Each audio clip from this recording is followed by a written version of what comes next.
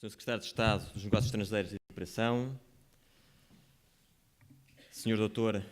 Luís Amado, Sr. Professor Luís Reto, Sr. Administrador da AICEP, minhas senhoras e meus senhores. Antes de mais, gostaria de agradecer o convite que me foi endereçado para estar presente na primeira Conferência de Lisboa sobre o Desenvolvimento.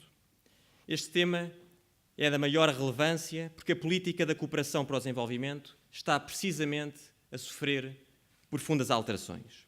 De facto, a cooperação deve ser hoje pensada numa lógica de maior integração económica através de um processo de investimento recíproco que beneficia a todos os intervenientes.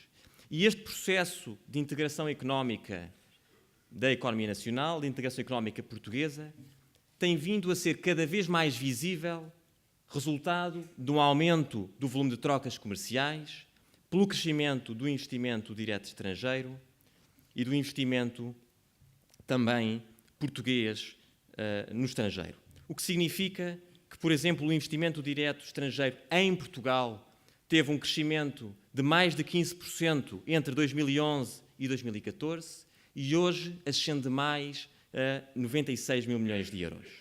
Mas também, de forma inversa, o investimento direto português no estrangeiro tem acompanhado este movimento, elevando-se em 2014 a mais de 50 mil milhões de euros num crescimento anual, face a 2012, em torno dos 10%. O que mostra precisamente aquilo que foi aqui referido, o carácter recíproco do investimento e das trocas comerciais que dão naturalmente um impulso adicional ao desenvolvimento económico.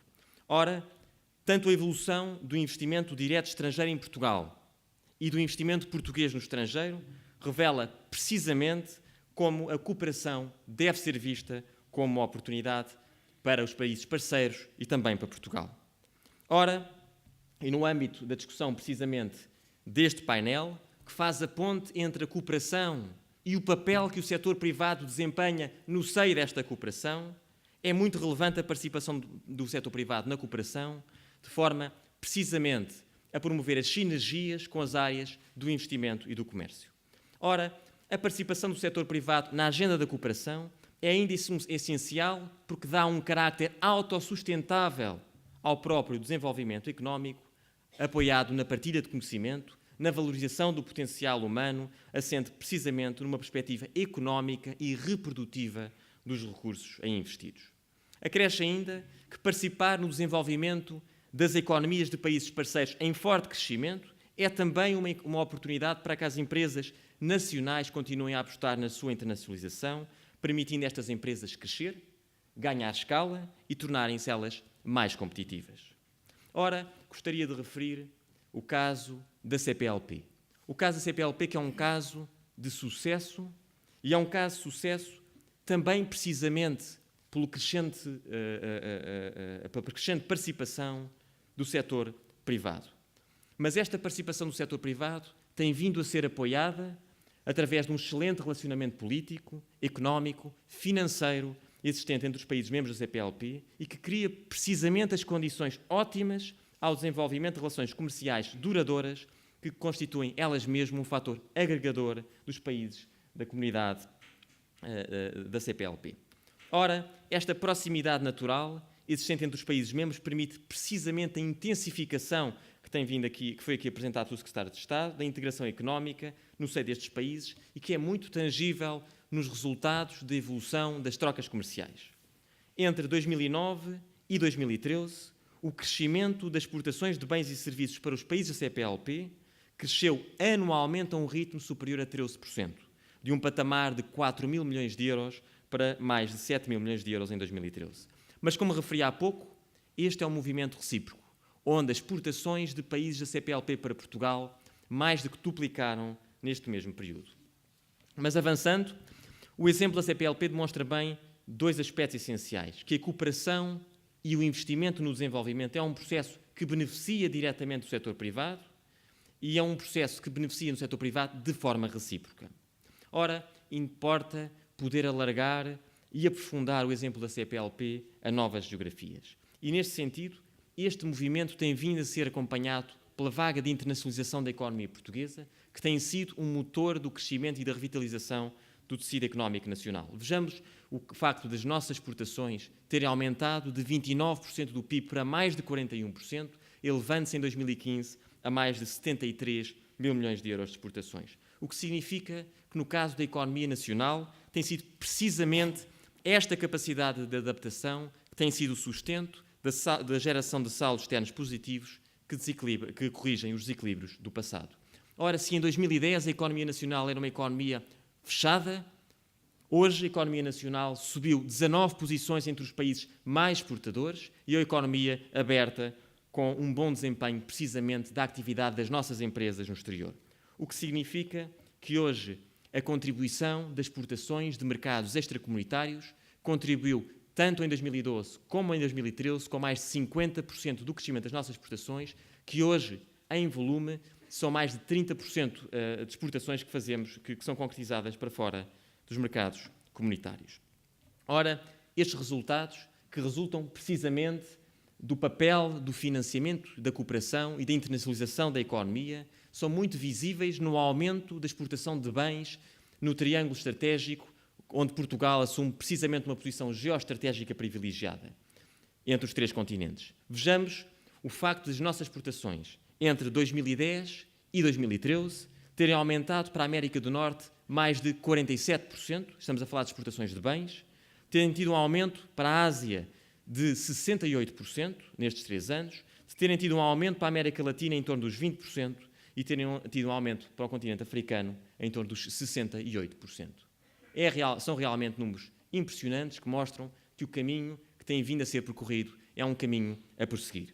Isto significa que, a mantermos este ritmo com políticas constantes, o peso das exportações no produto interno bruto poderá ser superior a 50% do PIB em 2020.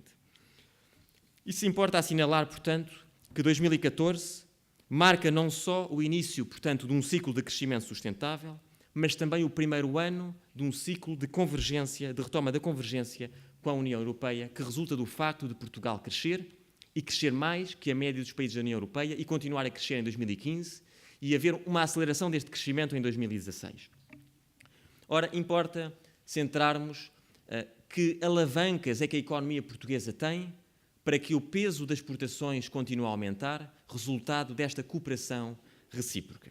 Existe um instrumento muito poderoso que tem a ver com as 7 instituições financeiras multilaterais, onde o Estado português é acionista e onde há ainda hoje um potencial muito grande a explorar. Essas 7 instituições financeiras e os 2 fundos de cooperação onde Portugal participa incluem o Banco Mundial, o Banco Interamericano de Desenvolvimento, o Banco Africano de Desenvolvimento, o próprio Banco Europeu de Investimento, o Banco Europeu para a Reconstrução e o Desenvolvimento que atua na Euroásia, o Banco Asiático de Desenvolvimento, a Confederação Andina de Fomento.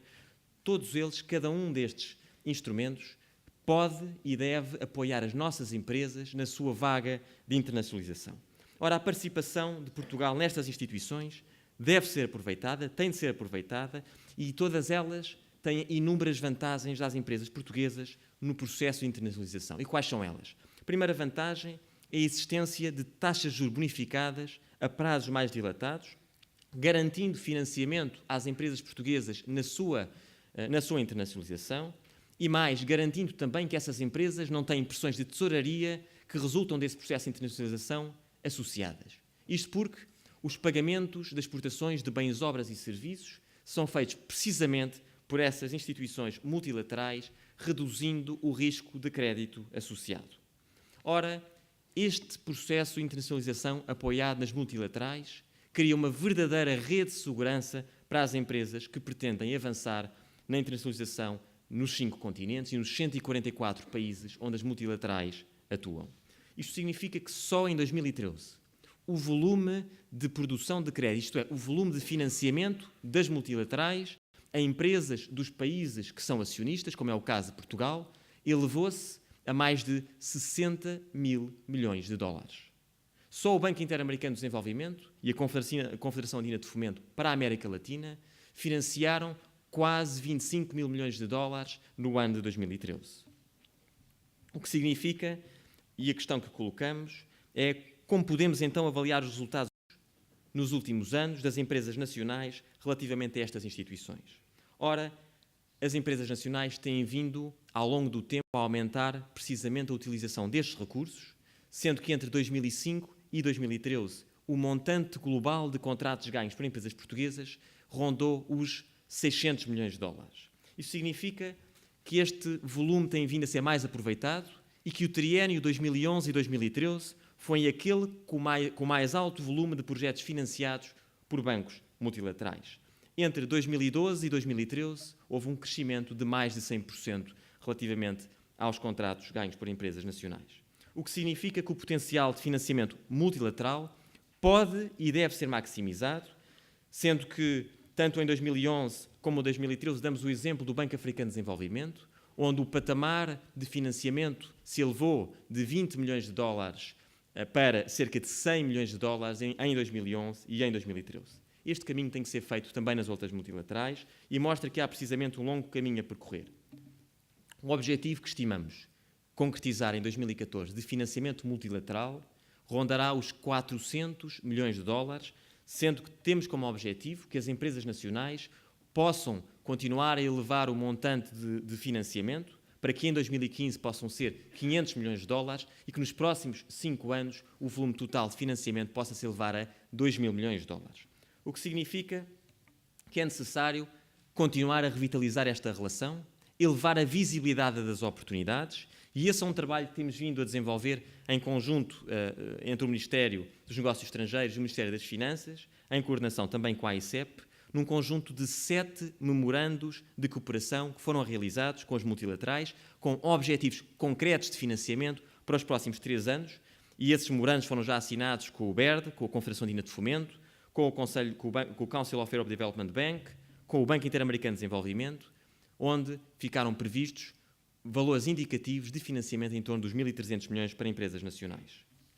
Mas é necessário, para isso, que as empresas se possam candidatar a essas oportunidades e, podendo-se candidatar a essas oportunidades, que a visibilidade das oportunidades possa ser maior. E é neste sentido que esta plataforma, que foi há pouco referida, a plataforma integrada sob o nome Parcerias para o Desenvolvimento, tem um objetivo concreto, que é centralizar num ponto de acesso único todas as candidaturas de bens, obras e serviços e de projetos de financiamento de todas as multilaterais que podem financiar empresas nacionais. Esta plataforma já está numa fase de teste e podemos identificar que neste preciso instante foram identificadas pela plataforma em teste 1.130 manifestações de interesse, 658 pedidos de licitação e 34 pedidos de pré-qualificação para empresas que se possam candidatar diretamente a projetos nesses 144 países. O que significa que este site apresenta precisamente, que este portal, uma forma sistemática para o universo de todas as instituições multilaterais, todas as oportunidades de negócio que estão abertas em cada instante, tendo um carácter eminentemente prático e simplificador dos processos de candidaturas a estas oportunidades. Este portal, para além de concentrar e promover as candidaturas ativas, apresenta de forma simples e acessível os processos de candidatura, descrevendo a forma de proceder para reunir uma proposta capaz de ser vencedora nos vários concursos internacionais. Finalmente, este site, este portal, este ponto de acesso único, dará a conhecer as representações diplomáticas nos países estrangeiros, de forma a facilitar a concretização de oportunidades de negócio e o estabelecimento de parcerias para poder-se alavancar precisamente nas redes de diplomacia económica. Finalmente, acreditamos que esta ferramenta será um elemento desbloqueador de oportunidades e potenciador de um relacionamento e desenvolvimento económico mais próximo. Estamos, portanto, a recentrar a política para o desenvolvimento no setor privado, conferindo a estes os adequados instrumentos de financiamento e de expansão da atividade que permite dar um impulso adicional ao desenvolvimento económico recíproco das diversas economias. Esta nova forma de abordar o desenvolvimento tem potenciado a economia nacional. Os resultados são já visíveis, mas temos ainda um longo caminho pela frente. É necessário mantermos o rumo. Muito obrigado.